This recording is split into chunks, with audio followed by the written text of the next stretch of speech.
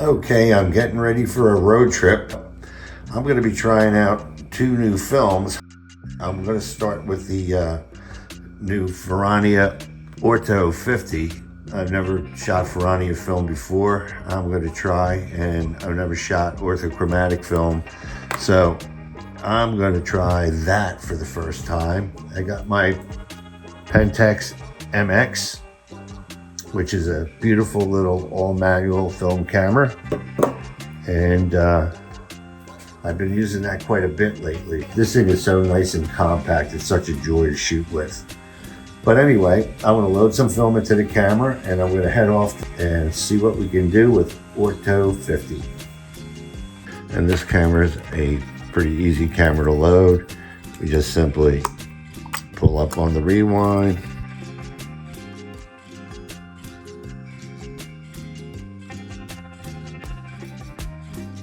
pull out enough film.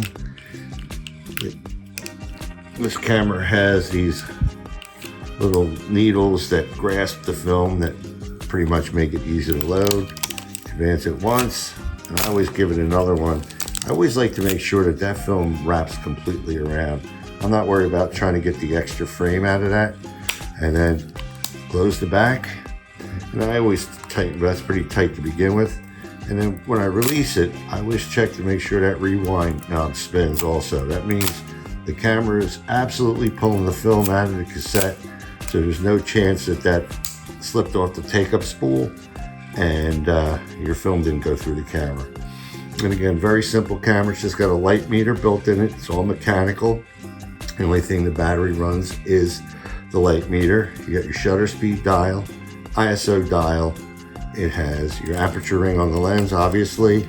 It's got a timer, and it's also got a stop down button for depth of field.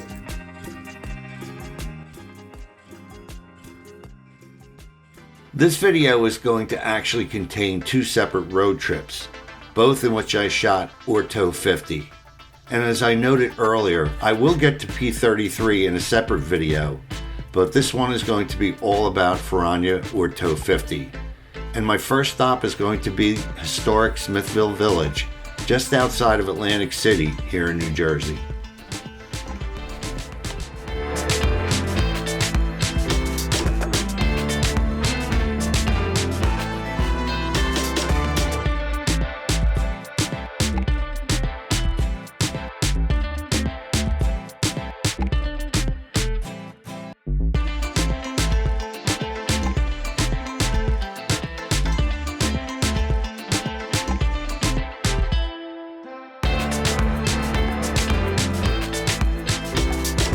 Unlike films such as Kodak Tri-X or Ilford HP5, which are panchromatic films, Orto 50 is an orthochromatic film which is only sensitive to the blue and green range of colors in the visible white light spectrum, and not to that of the color red.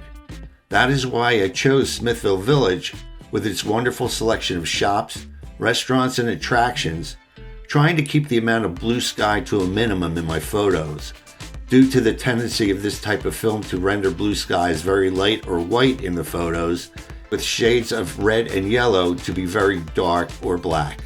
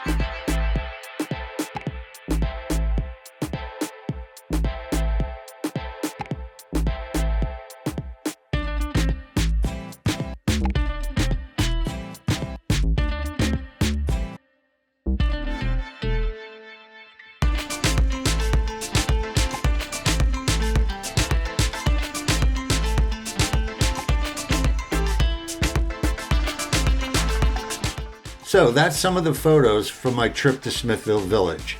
My next trip also brings me along the Jersey Shore, this time a little further north to the boardwalk at Seaside Heights. As we can see, the weather conditions are totally different compared to the bright sun and contrasty conditions at Smithville. This time, I'm dealing with a lot of fog coming off the ocean. So I was curious to see how this film would handle these lighting conditions.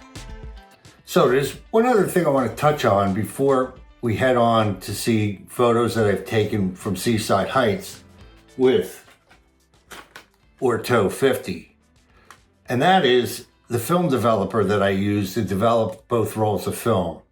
There were three things I wanted to try recently, and that was Orto 50, P33 from Ferrania, both of those films. And I also wanted to try the new Adox D76. And I just did a video previously about one of my favorite film developers. And that film developer was Clayton F76 Plus. And I really like this film developer. Again, it's become one of my favorites.